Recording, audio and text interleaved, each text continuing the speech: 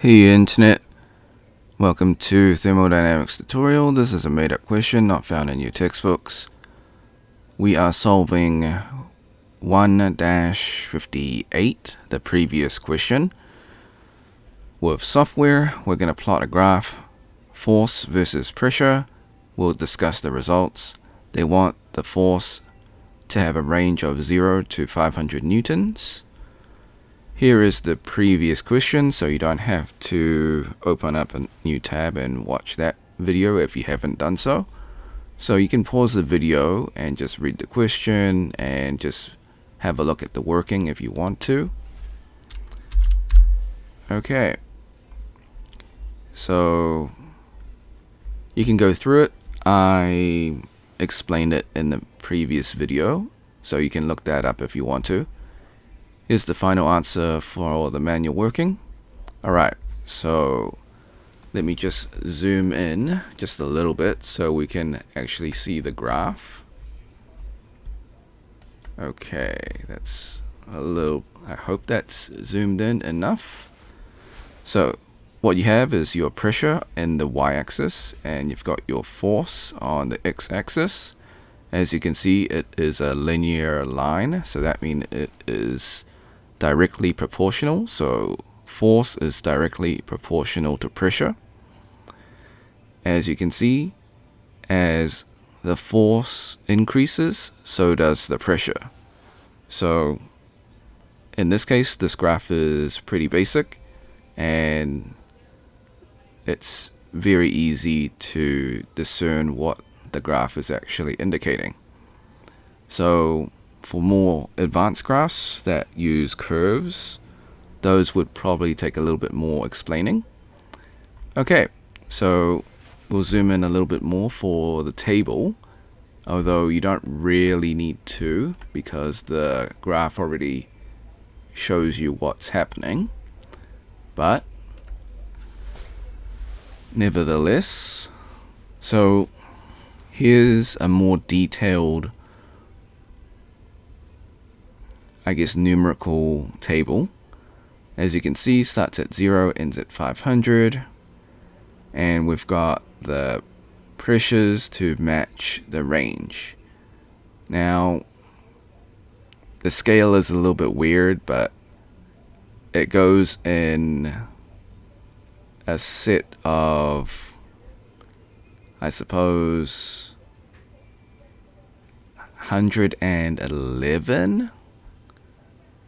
There's a little bit of weirdness going on here and here. But as you can see, as the force increases, so does the pressure. And that's just looking at from a zoomed in point of view compared to the graph that is just a scale of 100. Alright. So that's probably the more exact numbers. And once again, it just tells you that as one increases, so does the other. And the main driving force, no pun intended, is the spring force. So the force actually drives the pressure. That's another thing to note. Okay, so that is it. Before we leave, I will zoom out, and I highly recommend you save this video onto your PC just in case it gets taken down.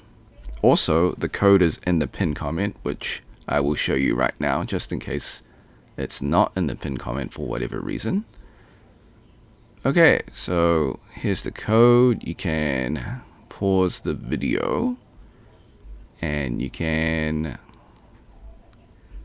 save it or type it out manually if the comment is removed for whatever reason. So that is the code. You can slow down or pause the video to write it down. I will go back up once again just in case that the video the comment is not there. So just in case it's not there, you can just pause the video and just type it out yourself. Okay. So if you never used snipping tool before, you can follow the instructions. So this part of the video is for students that want to save this video just in case the channel or video gets taken down. While I follow all copyright laws, sometimes things just happen. Okay, so click on the icon, snipping tool. If it's not there in the taskbar, you can search it in the Windows search. Type in snipping tool. Once you have it open, click on the video option, click on new.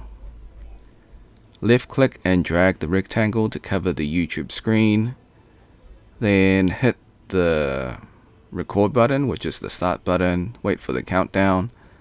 Then click the replay button on YouTube and let the video finish. Then hit the red square to stop recording and then save your video. Alright, so like and subscribe, share with your friends, because this is a made up question so they won't be able to find it. Leave a comment below if this was helpful, or if you found mistakes, or if you got questions. I will get back to you as soon as possible. Alright, if you want to support me, become a member or drop a super thanks. Until next time, see ya.